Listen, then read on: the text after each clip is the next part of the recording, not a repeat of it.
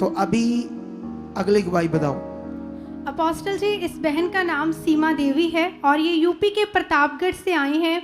ये बहन बताते हैं कि 1997 में जब ये 20 साल के थे और तब इनकी शादी हुई, और बताते कि शादी के अगले ही दिन इन पर दुष्ट आत्मा के अटैक शुरू हो गए, और बताते कि इस कारण बुरे सपने आते थे, दुष्ट आत्मा गलत संबंध बनाता था, और बताते कि जब इन्हें दब्बे पड़ते थे तो जब अपनी फैमिली को आवाज़ देने की कोशिश करते थे, इनकी जो बोलती थी वो पूरी तरह से इनकी आवाज़ बंद हो जाती थी, और बताते कि ऐसे खुली आंखों से दुष्ट आत्माएं इन्हें नजर आती थी, जिस कारण ये रात को सो भी नहीं पाते थे। और ये बताते कि ऐसे ही पूरा एक हफ्ता कभी भी इन्होंने सोकर नहीं देखा था, और बताते कि लगातार इन पर खेल आती थी, जिस कारण ये बेहोश हो जाते थे। सिस्टर बताते कि ऐसे ही इनका जो स्वभाव था वो बहुत ज़्यादा गुस्से वाला हो चुका था, अपने घर में लड़ाई झगड़ा करते थे, जब भी इन्हें अटैक होते थे तो पूरी जो बॉडी थी वो जकड़ी जाती थी, और बताते कि इस कारण ये पानी का गिलास तक भी खुद से उठा नहीं पाते थे, टॉयलेट वॉशरूम तक जा नहीं पाते थे, इनके बच्चे इनकी फैमिली ने संभालती थी, और इन अटैक्स के कारण ये पूरी तरह से बेड पे रहते थे, कोई काम भी नहीं कर पाते थे। और ये बहन बताते कि इन्हें अपनी बॉडी में ऐसे महसूस होता था कि जैसे जो सुइयां वो चुभ रही होती हैं, और बताते कि इतने ज़्यादा कमज़ोर हो चुके थे कि इनकी जो हड्डियां थी वो भी नज़र आने लगी थी, और लोग बोलते थे कि ये इसकी ऐसे डेथ हो जाएगी, ये कभी भी बच नहीं पाएगी। तो ये सिस्टर बताते कि साथ में इनके कमर में भी बहुत ज़्यादा भयानक दर्द रहता था, इस सिस्टर को उठने बैठने में झुकने में दिक्कत होती थी, कोई काम नहीं कर पाते थे। बताते कि राइट पाँव में भी दर्द होता था, जिस कारण ये चल नहीं पाते थे। और ये बहन बताते कि इनके मन में ऐसे एक डाउट चलता था कि ये दुष्ट आत्माओं का जो प्रभाव है ये इनके घर में रहने के कारण इन पर होता है। तो बताते कि ऐसे ही अपने घर को छोड़कर ये मुंबई में शिफ्ट हो गए, और बताते कि लेकिन वहाँ पर जो दुष्ट आत्मा का प्रभाव था वो और भी ज़्यादा बढ़ चुका था। इन्होंने बहुत सारे टेस्ट करवाए, MRI करवाई, CT स्कैन भी करवा के देखे, लेकिन बताते कि सभी रिपोर्ट्स नॉर्मल आ रही थी। बहुत सारा इलाज करवाया, 18 डॉक्टर इन्होंने चेंज करके देख लिए, एक दिन में 15-15 गोलियां खाते थे, और जो नींद की गोली वो अलग से लेते थे, लेकिन उसका भी कोई असर नहीं होता था। और ये बताते कि ऐसे ही ये लाखों रुपए डॉक्टर्स पर खर्च कर चुके थे। साथ में इन्होंने बहुत सारी धार्मिकताएं की, बहुत सारे तांत्रिक चेंज किए, बहुत सारे हवन करवा के देखे, और ये बताते कि जैसे वो तांत्रिक इन्हें राख देते थे, उस राख को ये खाते भी थे, अपने घर में छिड़कते थे, और बहुत सारे जैसे सुअर की, मुर्गों की, जो बकरे की इन्होंने बलियां भी दी, और बताते कि बलियों की तो गिनती ये कर भी नहीं सकते, इतनी ज़्यादा बलियां जो इन्होंने चढ़ाई थी, और साथ में बहुत सारे टोटके भी किए, लेकिन बताते कोई भी हल नहीं हो पा रहा था, और लाखों रुपए ये उन तांत्रिकों पर भी खर्च कर चुके थे। और ये सिस्टर बताते कि इन रुपयों को खर्च करने के कारण इनके घर में इतनी ज़्यादा गरीबी आ चुकी थी कि ये औरों के घर में चोरी करते थे, और चोरी करके अपने बच्चों का पेट भरते थे, घर के इतने हालात बिगड़ चुके थे। और ये बहन बताते कि फिर 2023 में इन्हें परमेश्वर के बारे में पता चला, इन्हें गुड न्यूज़ मिला, और लगातार 2 साल अपने एरिया के चर्च में भी जाते रहे, वहाँ तेल पानी का रीति रिवाज भी करते थे, लेकिन बताते कि उससे भी कोई भी फर्क नहीं पड़ रहा था, बल्कि हालात बढ़ते चले जा रहे थे। और इनकी फैमिली ने भी इन्हें बोलना शुरू कर दिया था कि परमेश्वर में जाने से भी तुम्हारा हल नहीं हो रहा है, तो तुम प्रभु को छोड़ दो। तो ये सिस्टर बताते कि ये पूरी तरह से ये टूट चुके थे, और ये परमेश्वर के आगे रखते थे कि जहाँ तो मुझे सीधा मार्ग दिखाओ, यहाँ पर मेरी डिलीवरेंस हो सके, नहीं तो मुझे मेरी जान ले लो। ऐसे ये परमेश्वर को बोलते थे। बताते जिंदगी पूरी नरक के जैसी हो चुकी थी। और ये सिस्टर बताते कि फिर 2024 में जुलाई के महीने में इनके जो भाई हैं वो सुखपाल राणा मिनिस्ट्री में आते हैं, और उन्होंने इन्हें सुखपाल राणा मिनिस्ट्री के बारे में बताया। तो सिस्टर बताते कि जब इन्होंने पहली बार ऑनलाइन मीटिंग को देखा तो उस समय इन्हें बिल्कुल भी अच्छा नहीं लगा, क्योंकि जैसे आप परमेश्वर के साथ सीधा जोड़ते हो, तेल पानी पर विश्वास करना नहीं सिखाते। तो बताते कि ये बात इन्हें बिल्कुल भी अच्छी नहीं लगी, तो जिस कारण इन्होंने मीटिंग्स को देखा नहीं, इन्होंने ऐसे देखना बंद कर दिया। लेकिन इनके जो वो ब्रदर थे इन्हें हर समय इंकरेज करते थे, गवाहियों को इनके साथ शेयर करते थे, वचन को शेयर करते थे। तो बताते कि ऐसे ही परमेश्वर ने इनके मन को बदला, और ये लगातार संगतियों को देखने लगे और 25 अक्टूबर 2024 को जब ये प्रेयर पिलर को अटेंड कर रहे थे और बताते कि प्रेयर पिलर को देखने के बाद जब ये रात को सोए तो उस समय इन्हें एक दर्शन आया और इन्होंने देखा कि दर्शन में आपने इन पर प्रार्थना की।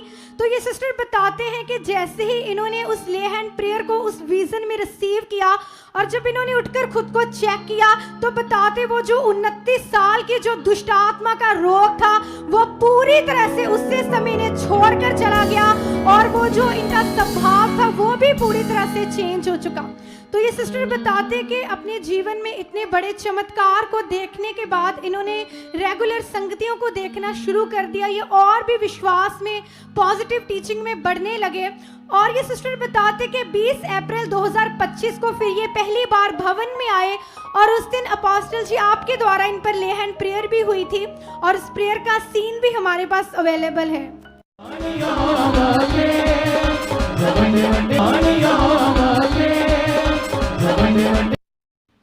और अपोस्टल जी ये बहन बताते कि जैसे ही उस दिन सामर्थी प्रार्थना को इन्होंने आपके द्वारा जो इन पर हुई उसे रिसीव किया तो वो जो दुष्ट आत्मा तो घर पे चला गया था, लेकिन जो कमर दर्द की प्रॉब्लम थी, जो पाँव का दर्द था, बॉडी के हालात थे, बताते कि उसी दिन वो भी सब कुछ इन्हें छोड़कर जा चुका है और ये सिस्टर आज टोटली हील हो चुके हैं।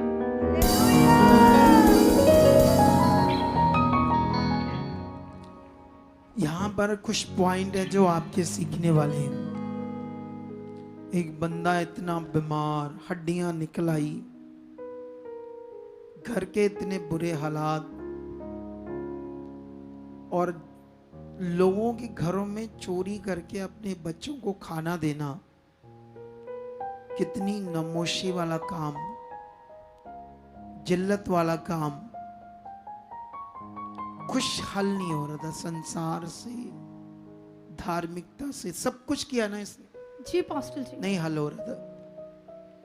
फिर एक दिन गुड न्यूज मिली खुदा की, यीशु की, और गुड न्यूज मिलने के बाद 2 साल एरिया के चर्च में गए। अंडरस्टैंड करो कि यीशु में तो आ गए, खुदा में तो आ गए, छुटकारा क्यों नहीं, चंगाई क्यों नहीं?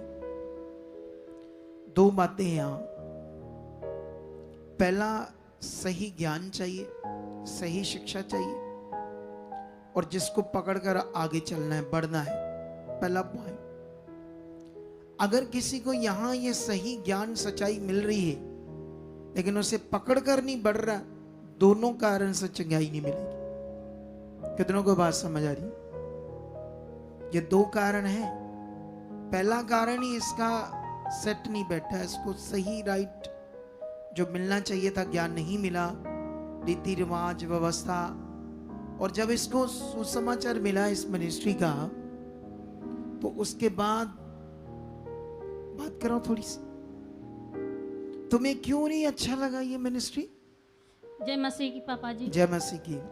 मुझे ये नहीं अच्छा लगा जैसे वो और सब में तेल पानी देते हैं ना, मैं बोली कि ये कैसे है तेल पानी नहीं तो देते। तेल पानी से तेरा भला तो हुआ नहीं, नहीं तो फिर तुम्हें सोचना चाहिए अगर नहीं देते तो क्या देते हैं, ये क्या खास देते हैं? अगर ये नहीं देते तो मुझे समझना चाहिए। तो तुम्हें लेकिन वो बात समझ नहीं आई और तूने देखना बंद कर दिया। जी पापा ऐसा था जी। लेकिन तेरे भाई ने तुम्हें उत्साहित किया, अगुवाइयां सेंड की, जी तेरा मन बन गया, जी फिर तू यहाँ आई। जी। अब तू पूरी तरह से हील है, पूरी तरह से ही, पूरी तरह, कोई दुख तकलीफ कोई शैतान अटैक नहीं करता। जो नहीं। नंगी आंखों से नजर आती थी, नहीं। दुष्ट आत्माएं नहीं, बुरा हाल करती थी, वो सब तुम्हें छोड़ गई। सब छोड़ गए, तुम्हारे घर को, बच्चों को, परिवार को। सबको। सोच लो कितना बड़ा सही शिक्षा का इफेक्ट है। अच्छा, एकदम से तुम्हें क्या फीलिंग आई जब मैं तेल पानी के बारे में बोलता हूँ? ये कुछ नहीं है, बस ऐसे ही। तो बाद में जब मैं सुनने लगी, देखने लगी, देखते देखते जब मुझे समझ में आया कि ये लोग गलत है, ये सही है।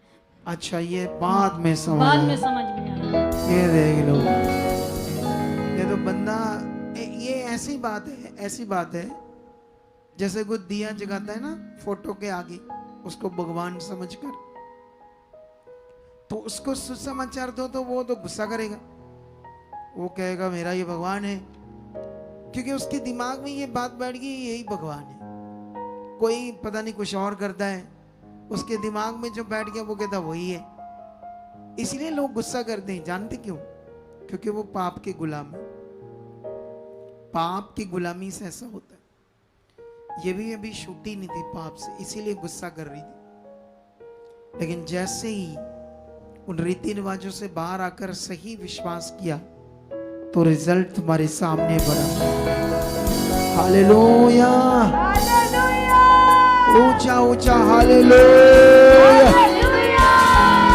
बड़ी गवाहियों के लिए धन्यवाद करो खुदावंद का, जो सामर्थी परमेश्वर है, जो सब कुछ करने के सामर्थ्य रखता है।